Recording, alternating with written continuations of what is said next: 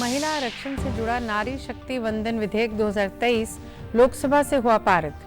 PM Narendra Modi ने सभी दलों का जताया आभार। केंद्रीय न्याय मंत्री ने राज्यसभा में पेश किया विधेयक। प्रदेश की महिलाओं ने महिला आरक्षण विधेयक लोकसभा से पारित होने पर पीएम नरेंद्र मोदी का किया धन्यवाद। रोहतक से महिला जनप्रतिनिधि सदन की कार्रवाई देखने संसद पहुंची।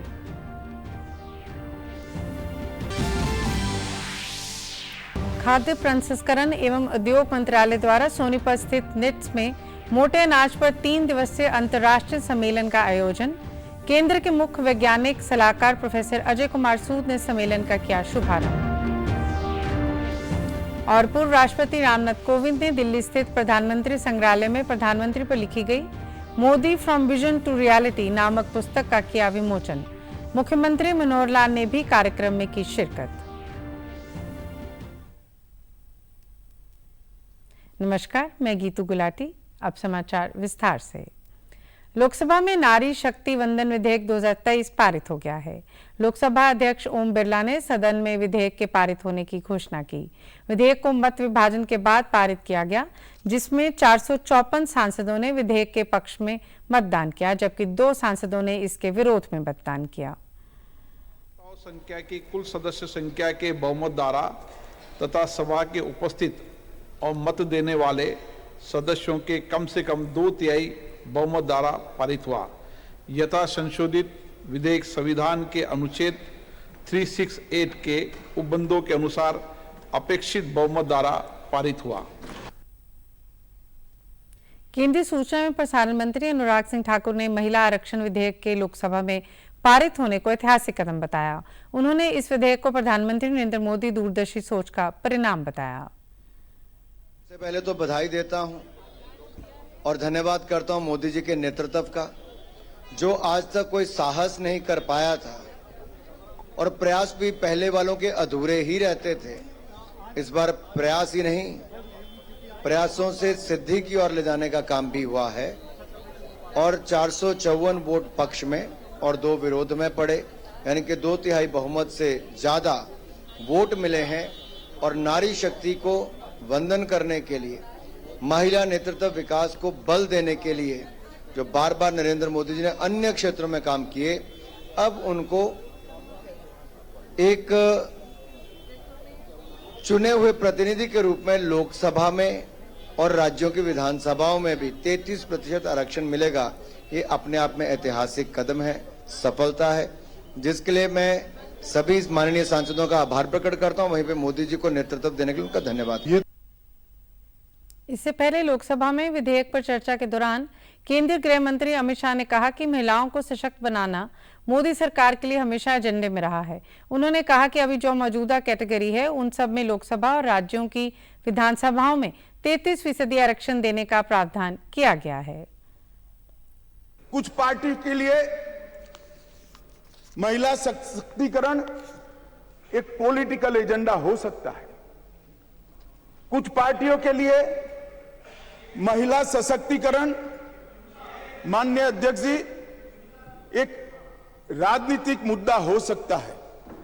कुछ पार्टियों के लिए महिला सशक्तिकरण का नारा ये चुनाव जीतने का एक हथियार हो सकता है। मेरी पार्टी और मेरे नेता नरेंद्र मोदी जी के लिए महिला सशक्तिकरण राजनीतिक मुद्दा नहीं, मान्यता का सवाल है। संविधान संशोधन आया है, इसमें आर्टिकल 330A और आर्टिकल 332A, इसके माध्यम से वुमेन रिजर्वेशन का प्रोविजन हमने किया है। और इसी के साथ साथ तीनों कैटेगरी में, सामान्य कैटेगरी में, SC कैटेगरी में और ST कैटेगरी में वर्टिकल रिजर्वेशन देकर 1/3 सीटों को महिलाओं के लिए, माताओं के लिए आरक्षित करने का काम ये संविधान संशोधन जो मेघवाल जी लाए हैं उसको लेकर आए हैं।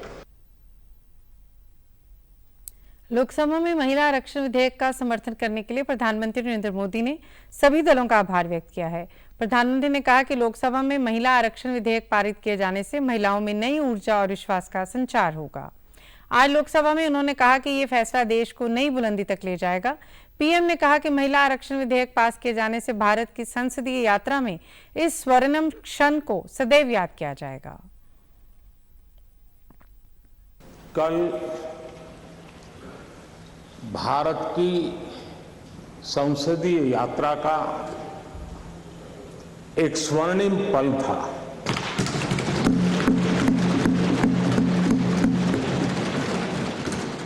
और इस स्वर्णिम पल के हकदार इस सदन के सभी सदस्य हैं। सभी दल के सदस्य हैं, सभी दल के नेता भी हैं। सदन में हो या वह सदन के बाहर हो, वे भी उतने ही हकदार हैं। और इसलिए मैं आज आपके माध्यम से इस बहुत महत्वपूर्ण निर्णय में और देश की मातृशक्ति में एक नई ऊर्जा भरने में ये कल का निर्णय और आज राज्यसभा के बाद जब हम अंतिम पड़ाव भी पूरा कर लेंगे, देश की मातृशक्ति का जो मिजाज बदलेगा, जो विश्वास पैदा होगा, वो देश को नई ऊंचाइयों पर ले जाने वाली एक अकल्पनीय अप्रतिम शक्ति के रूप में उभरेगा। ये मैं अनुभव करता हूं। और इस पवित्र कार्य को करने के लिए आप सबने जो योगदान दिया है, समर्थन दिया है, सार्थक चर्चा की है, सदन के नेता के रूप में मैं आज आप सबका पूरे दिल से, सच्चे दिल से आदरपूर्वक अभिनंदन करने के लिए खड़ा हुआ हूं, धन्यवाद करने के लिए खड़ा हूं। महिलाओं के लिए आरक्षण संबंधी विधेयक पर आज राज्यसभा में चर्चा हो रही है। विधेयक में लोकसभा और राज्य विधानसभाओं में महिलाओं के लिए 1/3 सीटें आरक्षित करने का प्रावधान है। विधि और न्याय मंत्री अर्जुन राम मेघवाल ने आज 128वां संविधान संशोधन विधेयक ऊपरी सदन में पेश किया। लोकसभा इस विधेयक को पहले ही पास कर चुकी है। केंद्रीय मंत्री ने कहा कि विधेयक से देश में महिला सशक्तिकरण को बढ़ावा मिलेगा। उन्होंने कहा कि ये विधेयक अमृत काल में भारत को विकसित राष्ट्र बनाने की दिशा में एक महत्वपूर्ण कदम होगा। उन्होंने कहा कि अनुसूचित जातियों, अनुसूचित जनजातियों से संबंधित महिलाओं को भी वर्तमान कोटे के अंतर्गत 33% आरक्षण का लाभ दिया जाएगा। इसके लिए जनगणना और परिसीमन आवश्यक होगा। तब से लेकर जो आर्थिक और सामाजिक क्षेत्र में असमानता थी, उसको दूर करने का प्रयास किया। उसमें महिला सशक्तिकरण भी सम्मिलित है। जैसे जनधन अकाउंट, महिला धारक बनी अकाउंट की। जैसे पीएम आवास, मालिकाना हक महिला को मिला। जैसे शौचालय, जिसको हमने इज्जत घर का नाम दिया। ये रिजर्वेशन सर हॉरिजॉन्टल भी है और वर्टिकल भी है। इसमें SC/ST की महिलाओं को भी रिजर्वेशन है। इसलिए सेंसस आवश्यक है और डीलिमिटेशन आवश्यक है। संविधान के आर्टिकल 82 में पहले से ही प्रावधान है, डीलिमिटेशन की व्यवस्था दी गई है और वो 2026 तक फ्रीज है। तो जैसे ये बिल पास होगा, सेंसस होगा, डीलिमिटेशन होगा, वो क्वासी जुडिशियल एक प्रक्रिया है सर। तो कौन सी सीट महिलाओं को जाएगी, ये डीलिमिटेशन आयोग तय करेगा। भारतीय जनता पार्टी के राष्ट्रीय अध्यक्ष जगत प्रकाश नड्डा ने विश्वास व्यक्त किया कि नारी शक्ति वंदन अधिनियम राज्यसभा में भी सर्वसम्मति से पारित होगा। उन्होंने कहा कि भारतीय संस्कृति में महिलाओं की हमेशा महत्वपूर्ण भूमिका रही है। उन्होंने कहा कि भारतीय जनता पार्टी कोई राजनीतिक लाभ नहीं लेना चाहती, लेकिन महिलाओं का सशक्तिकरण चाहती है। पिछले 9 वर्षों में नरेंद्र मोदी सरकार ने महिलाओं के सशक्तिकरण के लिए कई उपाय किए हैं। ऐसा नहीं कर रहे, ये उनका सम्मान है, ये उनका सशक्तिकरण है, ये उनकी सहभागिता को बढ़ाने का कार्य है। ये हमको ध्यान में रखना चाहिए। रिसर्च ने यह बताया है कि महिलाओं की सेंसिटिविटी ज्यादा है। रिसर्च ने यह भी बताया है कि महिलाओं की सेंसिटिविटी वाले विषयों पर डिसीजन मेकिंग कैपेसिटी ज्यादा तेज है और ज्यादा फास्ट है। 21वीं शताब्दी जो है वह महिलाओं की शताब्दी है। और फिर चाहे ज्ञान हो, चाहे विज्ञान हो, चाहे मिलिट्री एजुकेशन हो, चाहे सैन्य सुरक्षा हो, चाहे अर्थ जगत हो, हमें खुशी है कि आज हमारी भारत की महिलाएं अपने आप को लीडिंग रोल में लेकर के आई हैं और उन्होंने अपने आप को प्रतिस्थापित किया है। भारत की संस्कृति में महिलाओं का बहुत बड़ा स्थान रहा है। ये हमारा और आपका नहीं, ये हमारे पूर्वजों ने, हमारी संस्कृति ने महिलाओं को जिस तरीके से समाज में प्रतिस्थापित किया, वह बताता है कि हमेशा ही हमारी संस्कृति में महिलाओं का स्थान उज्जवल रहा है। महिला आरक्षण विधेयक पर देश भर से समर्थन का सुर सुनाई पड़ रहा है। प्रसिद्ध खेल प्रतिभाओं ने भी इस विधेयक का स्वागत किया है। पूर्व महिला क्रिकेट कप्तान मिताली राज ने इसे ऐतिहासिक निर्णय बताया है।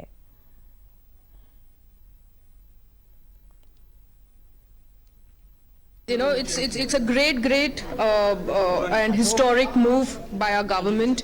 As a woman, I'm thrilled that the women's reservation bill is passed. We get to see a lot more women political leaders in the future, and this will definitely inspire a lot many girls to get into politics, because through this bill we get to see that women get the power to be the change, and a lot of women issues and policies will get a lot of representation from women. वहीं Deepa Malik, Anju Bobby George, MC Mary Kom और रानी रामपाल ने भी लोकसभा में विधेयक के पारित होने पर खुशी जताई है।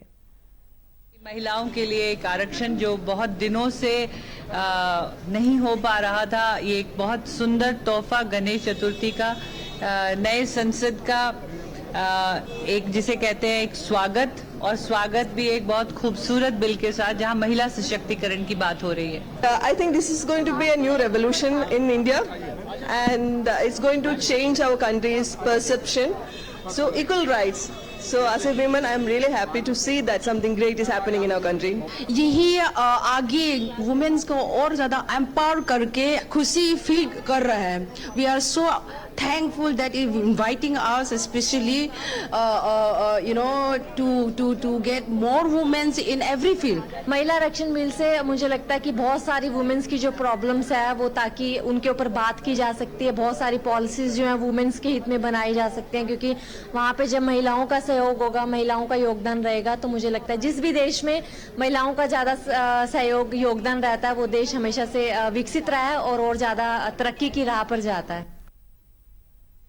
नारी शक्ति वंदन बिल यानी महिला आरक्षण बिल पर राज्यसभा में हुई कार्रवाई को देखने के लिए रोहतक जिले से काफी संख्या में महिला जनप्रतिनिधि संसद पहुंची।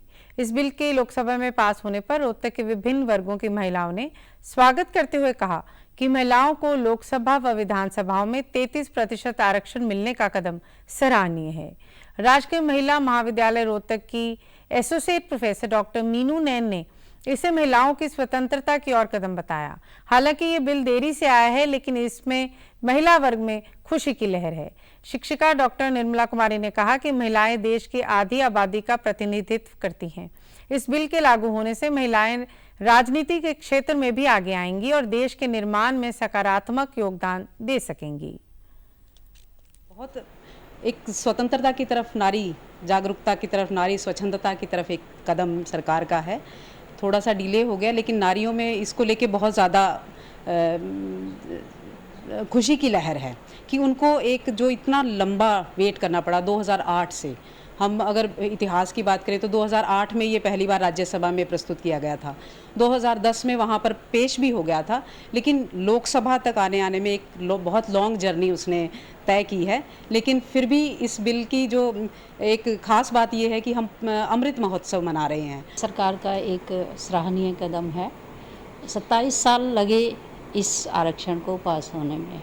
ये काम बहुत पहले हो जाना चाहिए था, क्योंकि हमारी देश की आबादी का आज के समय में अगर हम देखें तो लगभग आधी जनसंख्या है जो राजनीति से अब तक पिछड़े हुए थे। और ये एक इस समय हम देखें कि महिलाओं में जागरूकता है और हर क्षेत्र में महिला हैं, लेकिन राजनीति में अगर हम देखें तो नाम मात्र के उनका प्रतिनिधित्व है।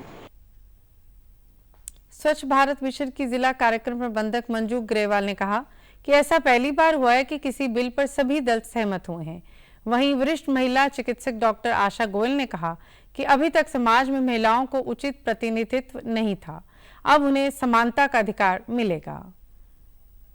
पहल है जो कि महिलाओं को 33% आरक्षण मिलेगा और महिला कहीं भी अपना मुद्दा कहीं भी उठा सकती हैं और आगे जा सकती हैं। मुझे बहुत अच्छा लगा ये सुनकर। इससे हमारी महिलाओं का जो प्रतिनिधित्व है वो इम्प्रूव होगा, वो अच्छा होगा और वो अपनी सारे जो पहलू हैं हमारे वो अपने प्रस्तुत कर पाएंगी और वो काम में इम्प्रूवमेंट के बहुत ज़्यादा अच्छे चांसेस हैं। फीमेल्स को लेके, महिलाओं को लेके बिल जो पास हुआ काफ़ी टाइम पहले से हो जाना चाहिए था, लेकिन अभी हुआ है तो वो भी अच्छा है। एक महिला को लेके, मतलब महिला की प्रॉब्लम महिला ही समझ सकती है। महिला आरक्षण विधेयक लोकसभा से पारित होने के बाद प्रदेश की महिलाओं में भी खुशी की लहर है। महिलाओं का कहना है कि प्रधानमंत्री नरेंद्र मोदी ने पूरी देश की आधी आबादी को राजनीति में आरक्षण के रूप में बड़ा तोहफा दिया है। कुरुक्षेत्र विश्वविद्यालय के महिला अध्ययन केंद्र की निदेशक प्रोफेसर अनीता रानी दुआ और सोशल वर्क विभाग की अध्यक्षा प्रोफेसर विनीता धिंगड़ा ने कहा कि महिलाओं के उत्थान के लिए उन्हें आर्थिक, सामाजिक और राजनीतिक रूप से सक्षम बनाना होगा, तभी हमारा समाज प्रगति कर पाएगा। महिला आरक्षण विधेयक का पास होना महिला उत्थान के लिए एक सार्थक और बड़ा कदम है। इस विधेयक के पास होने से महिलाओं का मनोबल बढ़ा है और उनकी उन्नति के रास्ते खुले हैं। वहीं गणित विभाग की प्रोफेसर पूनम ने कहा कि महिला आरक्षण विधेयक से महिलाओं की समाज के हर क्षेत्र में और ज्यादा सहभागिता बढ़ेगी। वुमेन रिजर्वेशन बिल का बहुत लंबे समय से इंतज़ार था और काश ये पहले हो गया होता तो आज महिलाओं की दशा और दिशा दोनों में एक रिमार्केबल डिफरेंस देखने को मिलता हमें, परंतु कोई बात नहीं, अब आया और इससे महिलाओं की पार्टिसिपेशन हर लेवल पे बढ़ेगा और हर फील्ड में उनका पार्टिसिपेशन होने से वो महिलाओं से जुड़े हुए जितने भी प्रोग्राम्स हैं उनको काफ़ी हौसला मिलेगा।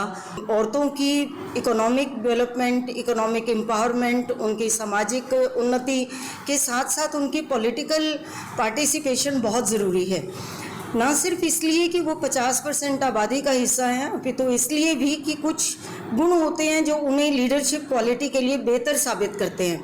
आप बहुत से क्षेत्रों में देखते हैं जहाँ पर कॉरपोरेट वर्ल्ड में, एजुकेशनल इंस्टीट्यूट्स में और बहुत सारे सामाजिक दायित्वों को निभाते हुए भी औरतों ने अपने कैलिबर को, अपनी गुणवत्ता को, अपनी लीडरशिप की गुणवत्ता को हमेशा साबित किया है। तो पॉलिटिकल लीडरशिप में इस आरक्षण का मतलब है कि उनकी पार्टिसिपेशन का बढ़ना, उनकी लीडरशिप को ज़्यादा एक्सप्लोर करना और हमारे देश को, हमारे समाज को इसका निश्चित लाभ मिलेगा। महिला आरक्षण विधेयक जो ये पारित हुआ एक केवल महिलाओं के लिए ही नहीं बल्कि पूरे समाज के लिए एक बहुत गौरव की बात है और एक बहुत बड़ी अचीवमेंट है। इस विधेयक के पारित होने के बाद महिलाओं के लिए बहुत सारे रास्ते खुल गए हैं। ना सिर्फ ये, हालांकि राजनीतिक एस्पेक्ट में ये जो है हमें आरक्षण मिला है, लेकिन इससे सभी महिलाओं का मनोबल बढ़ा है। सिर्फ राजनीति के जो हमारे चुनाव हैं उसमें ही नहीं, आप निर्णय, किसी भी पारिवारिक निर्णय लेने में, समाज में निर्णय लेने में, उन सब में महिलाओं की भागीदारी बढ़ेगी। केंद्र के खाद्य प्रसंस्करण एवं उद्योग मंत्रालय द्वारा कुंडली स्थित राष्ट्रीय खाद्य प्रौद्योगिकी उद्यमशीलता एवं प्रबंधन संस्थान में मोटे अनाज पर 3 दिवसीय अंतर्राष्ट्रीय सम्मेलन का आयोजन किया जा रहा है। केंद्र सरकार के प्रमुख वैज्ञानिक सलाहकार प्रोफेसर अजय कुमार सूद ने इस कार्यक्रम में बतौर मुख्य अतिथि शिरकत करते हुए सम्मेलन का शुभारंभ किया। साथ ही उन्होंने किसानों व उद्योगपतियों द्वारा निटम में लगाई गई मोटे अनाजों की प्रदर्शनी का भी अवलोकन किया। उन्होंने राष्ट्रीय और अंतर्राष्ट्रीय प्रतिनिधियों का स्वागत करते हुए कहा कि भारतीय मोटे अनाजों को विश्व स्तर पर अलग पहचान देने के लिए केंद्र सरकार अनेक प्रयास कर रही है। आज उसी प्रयास की एक झलक आपको निटम में दिखाई दे रही है। उन्होंने कहा कि विश्व में मोटे अनाजों की बहुत मांग है, इसलिए देश के उद्योगपति और किसान इस क्षेत्र में आगे बढ़ाने का प्रयास करें ताकि वो आर्थिक रूप से मजबूत हो सकें। प्रोफेसर सूद ने कहा कि प्रधानमंत्री नरेंद्र मोदी के प्रयासों से ही आज पूरा विश्व 2023 को मिलेट्स वर्ष के रूप में मना रहा है। उन्होंने कहा कि हाल ही में हुए G20 सम्मेलन के दौरान देश के विभिन्न शहरों में आयोजित कार्यक्रमों में विदेशी प्रतिनिधियों ने भारतीय मोटे अनाजों से बने व्यंजनों का स्वाद चखा और व्यंजनों की जमकर तारीफ की। पौधों की किस्मों और किसानों के अधिकार संरक्षण प्राधिकरण के चेयरमैन डॉक्टर त्रिलोचन महापात्रा ने कहा कि देश में मोटे अनाजों के उत्पादन को बढ़ावा देने और भारत को पूरे विश्व में सबसे बड़ा अनाज निर्यातक देश बनाने के लिए श्री अन्न योजना की शुरुआत की गई है ताकि हमारे किसानों को मोटे अनाजों का उत्पादन करने तथा हमारे युवाओं को इस क्षेत्र से जुड़े उद्योगों को आगे बढ़ने का प्रोत्साहन मिल सके। पूर्व राष्ट्रपति रामनाथ कोविंद ने कल दिल्ली स्थित प्रधानमंत्री संग्रहालय में प्रधानमंत्री नरेंद्र मोदी पर लिखी गई Modi from vision to reality नामक पुस्तक का विमोचन किया। इस कार्यक्रम में मुख्यमंत्री मनोहर लाल ने भी विशिष्ट अतिथि के रूप में शिरकत की। इस मौके पर मुख्यमंत्री मनोहर लाल ने प्रधानमंत्री मोदी के साथ बिताए समय का उल्लेख करते हुए कहा कि ये पुस्तक प्रधानमंत्री के जीवन चरित्र, विचार, विजन, उपलब्धियां और उनसे मिली प्रेरणा पर लिखी गई है। उन्होंने कहा कि प्रधानमंत्री नरेंद्र मोदी साधारण परिवार में जन्म लेकर विश्व के सबसे बड़े लोकतंत्र के सर्वश्रेष्ठ प्रधानमंत्री बने। यही नहीं, हाल ही में हुए एक सर्वे में उनको विश्व का सबसे लोकप्रिय नेता आंका गया है। जीवन चरित्र पर, उनके व्यक्तित्व पर, उनके विचार पर, उनकी उपलब्धियों पर, उनकी दिशा पर और जो प्रेरणा उनसे हमको मिलती है, उस प्रेरणा के नाते से एक पुस्तक का इस प्रकार का विमोचन हुआ है। लेखक हमारे श्री R.K. प्रचनंदा जी बहुत ही एक मेहनती कर्मठ एक ऑफिसर के नाते से इन्होंने सारा जीवन लगाया है। मैं साधुवाद देता हूँ R.K. प्रचनंदा जी को कि ऐसा एक मार्गदर्शन इस पुस्तक के माध्यम से कि जो ऐसी घटनाएं हमने स्वयं नहीं उसको जिया है, ऐसा इतिहास का क्रम शायद हम तो उसमें से गुजरे नहीं हैं, लेकिन जिस प्रकार से मोदी जी के व्यक्तित्व को एक साधारण परिवार में जन्मा बालक। मुख्यमंत्री ने कहा कि प्रधानमंत्री मोदी महिलाओं को चुनाव में 33% आरक्षण देने के लिए नारी शक्ति वंदन विधेयक लेकर आए हैं, जो कि वर्षों से लंबित था।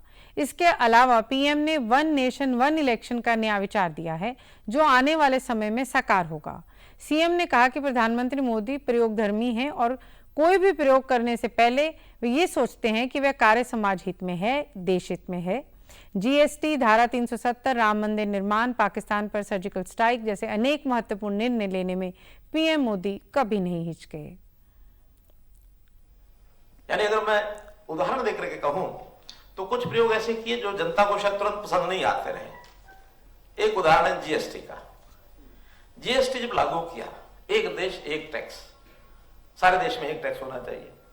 हमारे व्यापारी जो भाई थे उनके अंदर थोड़ा इसमें एक विरोध शुरू हुआ कि नहीं, अभी तक तो ऐसा टैक्स नहीं था, अपने अपने तरीके से सब स्टेट्स लगाती थी, कई स्टेट्स का भी एतराज था, लेकिन दृढ़ निश्चय करके लागू किया। आज मैं उन्हीं व्यापारी मित्रों से पूछता हूं कि बताइए जीएसटी का लाभ हुआ कि नुकसान हुआ? कि जी बहुत लाभ हुआ है। चाहे वो चंद्रयान 3 की बात हो, चाहे फिर G20 के अंदर हमारा सारा विषय आया हो, योगा को दुनिया में प्रचलित किया हो, गीता का प्रचार अंतर्राष्ट्रीय स्तर के ऊपर लागू करने के लिए उन्होंने कहा हो। देश की संस्कृति, देश का इतिहास, ये जो इसकी अच्छी चीजें हैं, कैसे हम दुनिया को जाके बताएं। मुख्यमंत्री ने कहा कि प्रधानमंत्री के आग्रह पर योग को अंतर्राष्ट्रीय स्तर पर ख्याति प्राप्त हुई। पीएम के ही नेतृत्व में भारत चंद्रयान 3 को चंद्रमा के दक्षिणी ध्रुव में सफल लॉन्च करने वाला पहला देश बना। मुख्यमंत्री मनोहर लाल ने कल अपने दिल्ली के दौरे के दौरान नाभा हाउस पहुंचे। इस दौरान उन्होंने नाभा हाउस स्थित हरियाणा राज्य सरकार संपत्ति का निरीक्षण किया। मुख्यमंत्री मनोहर लाल ने अधिकारियों को राज्य की संपत्ति का बेहतर इस्तेमाल करने के लिए एक योजना बनाने के दिशा निर्देश दिए। यमुनानगर बिलासपुर के छाड़ो स्थित कर्णम मलेश्वरी खेल अकादमी में कल खेलो इंडिया महिला भारोत्तोलन लीग जोनल राउंड शुभारंभ हुआ। शिक्षा मंत्री कंवरपाल गुर्जर ने प्रतियोगिता का शुभारंभ किया। इस दौरान उन्होंने खेल अकादमी दौरा भी किया। 24 सितंबर तक आयोजित होने वाली इस प्रतियोगिता में प्रदेश भर के खिलाड़ी भाग लेंगे। शिक्षा मंत्री ने पत्रकारों से बातचीत में कहा कि इस अकादमी में अंतर्राष्ट्रीय स्तर के वेट लिफ्टर तैयार होंगे। अकादमी में खिलाड़ियों के लिए तमाम सुविधाएं उपलब्ध हैं। जिस तरह कर्णम मलेश्वरी ने भारत का नाम रोशन किया और अब वो अपने जैसे और खिलाड़ी तैयार करेगी। हमारे जिले में इस प्रकार की अकादमी का खुलना सौभाग्य की बात है। 7 राज्यों के बच्चे यहाँ प्रशिक्षण प्राप्त कर रहे हैं।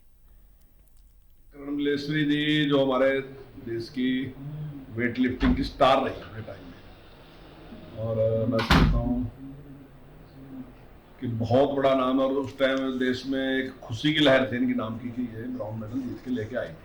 बहुत बड़ी स्टार थी उस टाइम, और उन्होंने यहाँ पे एकेडमी शुरू करी। मैं समझता हूँ ये हमारे लिए बड़ी भारी खुशी की बात है, और निश्चित तौर से इससे हमारे बच्चों को बहुत लाभ मिलेगा। राकेश त्यागी जी उनके पति हैं, उन्होंने इस प्रकार से वो डायरेक्टर हैं इस संस्थान के, और लगभग 7 स्टेटों के बच्चे जो हैं वो यहाँ आके प्रशिक्षण प्राप्त कर रहे हैं। और मैं समझता हूँ बहुत अच्छा नाम कमाएंगे और देश का नाम रोशन। तो मैंने आज तक इतनी अच्छी एकेडमी मैंने अब तक नहीं देखी कहीं भी, और बहुत ही जैसा अर्जुन अवार्डी हैं हमारे संतु साहब ने तो ये कहा कि वर्ल्ड क्लास है, और वो इस चीज़ के विशेषज्ञ हैं क्योंकि उन्हें इस बात का पता है। मेरे जैसा व्यक्ति जिसने अभी इतनी नॉलेज नहीं है इस विषय की, वो तो विषय के जानकार हैं बड़े भाई। इस मौके पर यमुनानगर के विधायक Ghanshyam Das Arora, senior deputy mayor Praveen Sharma सहित अनेक गणमान्य मौजूद रहे। पुलिस महानिदेशक शत्रुजीत कपूर ने आज हिसार रेंज के पुलिस अधिकारियों के साथ बैठक की। बैठक में उन्होंने अधिकारियों को कानून को बेहतर तरीके से स्थापित करने के निर्देश दिए। साथ ही डीजीपी ने जिले के ग्राम प्रहरियों के साथ भी बैठक की और गांव में बेहतर कानून व्यवस्था स्थापित करने व नशे की रोकथाम के लिए सहयोग देने की अपील की। बैठक के बाद एक प्रेस वार्ता में उन्होंने कहा कि ग्राम प्रहरियों की सूचना और अन्य जगहों से आने वाली इनपुट का अहम रोल होता है। आज की बैठक में ये कोशिश की गई है कि पुलिस को ज़्यादा से ज़्यादा सूचना मिले ताकि समय पर उचित कार्रवाई की जा सके। पुलिस महानिदेशक ने कहा कि अब 3 नए कानून बनकर आए हैं और नागरिक संहिता बन रही है, जिसमें 6 साल से अधिक की सज़ा में फॉरेंसिक साइंस जांच व इनपुट को शामिल करना आवश्यक है। साथ ही उन्होंने कहा कि अब पुलिस अपने कार्य आधुनिक तकनीक के माध्यम से समय पर कर रही है। एक स्कीम जो राज्य में जनवरी के महीने में शुरू की गई थी, उसका एक मकसद है, और उसी जो ग्राम प्रहरी हमारे हिसार ज़िले के जितने भी हैं उनके साथ भी जो हमारे कांस्टेबल्स हैं, हेड कांस्टेबल्स हैं, उनके साथ एक मीटिंग करके उनसे उनकी दिक्कतें हैं जो उनको हल करेंगे और उनकी प्रभावी तरीके से उसके नतीजे आएँ ग्राम प्रहरी स्कीम के। एक तो नशे की जो ये है नशा बेचने वाले लोग हैं उनके खिलाफ, जो एडिक्शन में किसी वजह से फंस गए उनके बारे में सूची बना करके उनको डी एडिक्शन और उसकी तरफ लेके जाना। इसी तरीके से जो दबंगई करते हैं लोग, ऐसे लोगों को भी इनको आइडेंटिफाई करके इनके खिलाफ एक्शन लेना, और क्रिमिनल एलिमेंट्स के खिलाफ एक्शन लेना, और महिलाओं की सुरक्षा के बारे में। तो ये 5 काम हम ग्राम प्रहरियों के जिम्मे लगा रहे हैं। तो उनको उस सूचना तंत्र से सूचनाएँ आएंगी और जिस पे सीनियर अधिकारी समयबद्ध तरीके से उस पर काम करेंगे। नूह में हुई हिंसा पर पुलिस महानिदेशक ने कहा कि प्रदेश में जहां पर कानून व्यवस्था बिगाड़ने की घटना हुई है वहां 100 से ज़्यादा मुकदमे दर्ज किए गए हैं। अलग अलग शहरों में सबकी जांच चल रही है और दोषियों के खिलाफ उचित कानूनी कार्रवाई की जाएगी। भी लॉ एंड ऑर्डर प्रॉब्लम बनती है, जैसे पीछे हमारी दक्षिण हरियाणा में बनी, तो उसमें जो इन्वेस्टिगेशंस हैं वो अपने जितने मुकदमे दर्ज होते हैं, करीब 100 से अधिक इसमें मुकदमे दर्ज हैं, उन सब की इन्वेस्टिगेशन चल रही है और वो अलग अलग चलती है। अगर एक शहर में एक तोड़फोड़ की घटना घटी और दूसरे शहर में घटी तो वो दोनों की अलग अलग FIR होंगी, अलग अलग इन्वेस्टिगेशन चलेंगी। तो कोई भी अरेस्ट अंतिम अरेस्ट नहीं होती, वो तो इन्वेस्टिगेशन में जैसे जैसे एविडेंस आता है, एविडेंस के आधार पे कोई भी और आगे आएगा तो उसके खिलाफ भी कार्रवाई होगी। पुलिस महानिदेशक ने मीडिया से अनुरोध किया कि कोई बड़ी घटना होने पर किसी अपराधी का नाम ना छापे, क्योंकि कई बार अपराधी अपने आप को प्रसिद्ध करने के लिए बड़ी वारदातों को अंजाम देते हैं। समाचारों में आज इतना ही। नमस्कार।